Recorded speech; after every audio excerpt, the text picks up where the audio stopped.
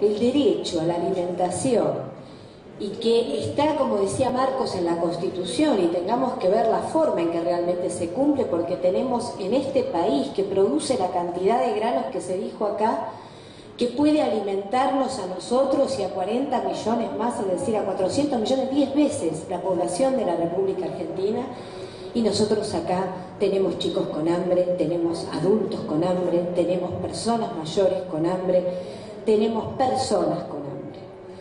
Y ahí sí no hago distinción, porque creo que hay que tener una mirada que sea regional, y creo que el tema de la migración es un tema que todavía estamos en los albores de un tratamiento que nos humanice un poco más. Estamos discutiendo la alimentación, y aunque la discutamos entre argentinos, la verdad, qué mal lo estamos haciendo, porque no estamos satisfaciendo las necesidades de todos.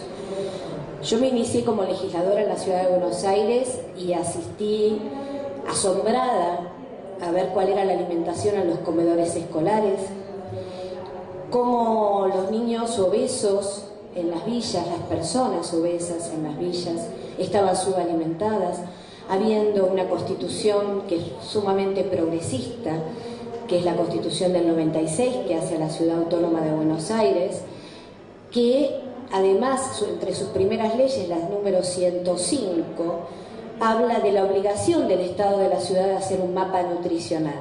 Veo que algunos hacen así, que la conocen. Esa ley, para ser aplicada, tuvo que ser judicializada, y el gobernante actual de la ciudad, Mauricio Macri, apeló varias veces la sentencia que obligaba a que cumpliera con su obligación de hacer un mapa nutricional en la ciudad de Buenos Aires, el distrito más rico de la República, el distrito que tiene una densidad poblacional importantísima, y que de esa población, así como existe una diferencia que el 40% de los ciudadanos ganan más de 15.000 pesos mensuales, en el 60% restante nos encontramos las mayores desigualdades que existen a lo largo y a lo ancho de nuestro país. Ahí hicimos una mesa del derecho a la alimentación, y como decía, tuve la suerte, la buena fortuna de conocer a Miriam y a parte de este equipo, a Marcos, a Carlos Carballo, y trabajar juntos en tratar de conseguir que al menos se cumplieran estas normativas, en que la trisoja no se le diera a los niños menores de 5 años en las escuelas, y algunas batallas ganamos. Llegamos a Nación, y ahora como diputada nacional me preguntaba, y proviniendo y con esta idea, con una militancia en el Frente Nacional de la Pobreza, donde desde el movimiento de los chicos del pueblo, no sé si algunos lo conocen, se pensaba, cuando Marcos decía lo de las marchas, ellos vienen haciendo marchas desde el año 2001, la consigna es: el hambre es un crimen, y es un crimen porque es evitable, no es una cuestión que realmente es un fenómeno, es un problema, y es un problema que tenemos la obligación de resolver, y en el caso es un crimen porque estamos matando seres humanos. Con esa consigna del FRENAPO surge el ingreso universal, del que hablaba recién también el doctor Filardo. Y ese ingreso universal, que pasa lo que pasa porque no es universal, aunque sea una buena política, que es la asignación universal por hijo, que tiene determinadas condiciones, y no lo que nosotros propiciábamos, que sí era un ingreso universal para todos los niños menores de 18 años, es decir, por cada hijo en cada hogar. Y ni aún pensando en una política universal, uno puede creer que esas políticas, ya sean focalizadas, ya sean universales, pueden resolver en el fondo las cuestiones. Lo que pueden es generar un alto impacto, pero si nosotros queremos que esas políticas realmente tengan una proyección, que sea de cambio, que sea realmente transformadora, que no sea solamente compensatoria, hay que pensar políticas de Estado que realmente cumplan esos recaudos.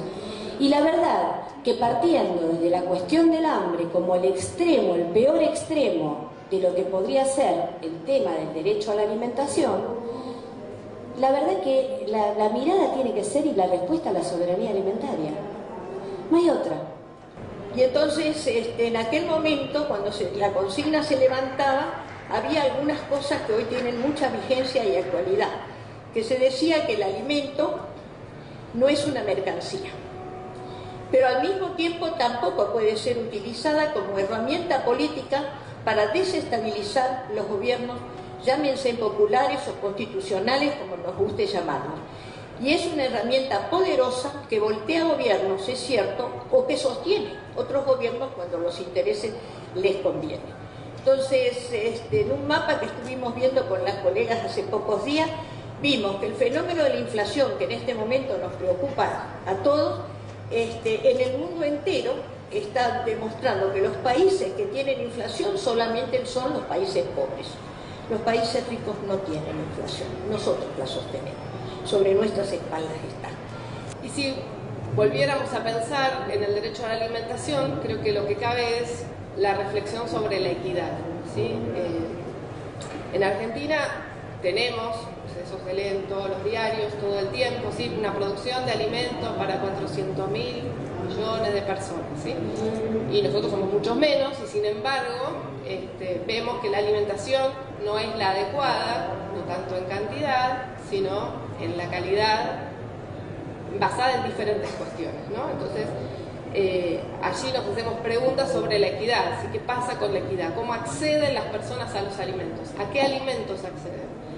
¿Quién, en qué función los profesionales, los médicos, los licenciados en nutrición, digo, las personas que trabajamos también en el garantizar el derecho a la información, podemos trabajar para analizar las formas de producción y que los consumidores y que las personas que compran alimentos o que obtienen alimentos de diferentes maneras puedan elegir cuál es la mejor manera de elegir estos alimentos y a quién, cuando yo compro este alimento, finalmente estoy beneficiando. Así que cadena de producción, beneficio cuando elijo comprar en este supermercado o en esta feria franca o en este espacio de pequeños productores o en este otro espacio, ¿sí?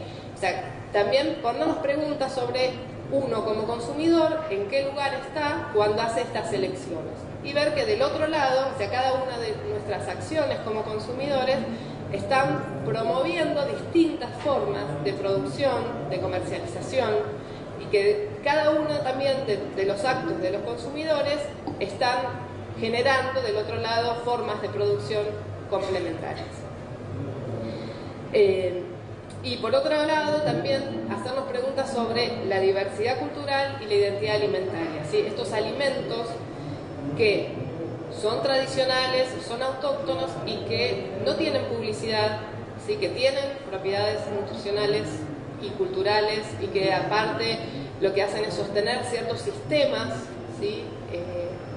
de producción y de vida social, y cuánto se puede apoyar comprando esos alimentos o apoyando estas formas de producción más directas, más locales, más cercanas. ¿Sí? Entonces, ahí es donde uno, sobre la función de la información y de acercar el derecho a la información y el derecho a los conocimientos producidos científicamente hacia el público en general, es que nos genera estas preguntas, ¿sí? ¿Qué hacemos los profesionales para que el público en general, para que todos los consumidores podamos hacernos estas preguntas respecto a lo que comemos? ¿Qué comemos? ¿A quién lo compramos?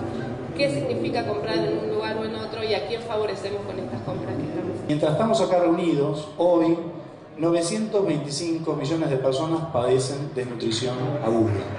Mientras estamos aquí reunidos, no van a poder ingerir las 2.400 a 2.700 calorías mínimas para mantener esa delgada línea entre la vida y la muerte. Al mismo tiempo, hay 2.000 millones de personas que padecen malnutrición o desnutrición crónica, que no pueden acceder a los oligoelementos, micronutrientes esenciales. Y al tiempo que tenemos casi 1.000 millones de personas que padecen desnutrición aguda y casi 2.000 millones de personas que padecen desnutrición crónica, nos encontramos con 1.500 millones de personas que sufren de sobrepeso y 500 millones de personas que padecen de obesidad. Hoy en día tenemos coexistiendo en este mismo momento famélicos y obesos, ¿sí? Las problemáticas de un lado y del otro. Ciertamente tenemos problemas con nuestra alimentación. Y esto, que es un problema mundial, también nos afecta a nosotros como país. Bien decía Mercedes que nosotros nos jactamos de ser un país productor de alimentos para que serían capaces eventualmente, ¿no? Ahí me va a corregir Malena, de alimentar a 400 millones de personas. Y nos encontramos en casa con niños que padecen desnutrición aguda, con niños que padecen desnutrición crónica. Entonces es necesario agitar el pensamiento y pensar críticamente sobre este derecho a la alimentación adecuada.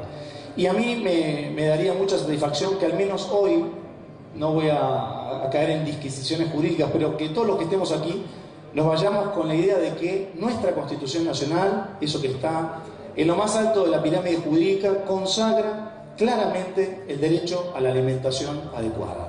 Está ahí, están los pactos internacionales que Argentina ha reconocido y a los que le ha dado jerarquía constitucional. ¿Y qué es esto del derecho a la alimentación adecuada? Podemos construir una definición de diversas maneras, pero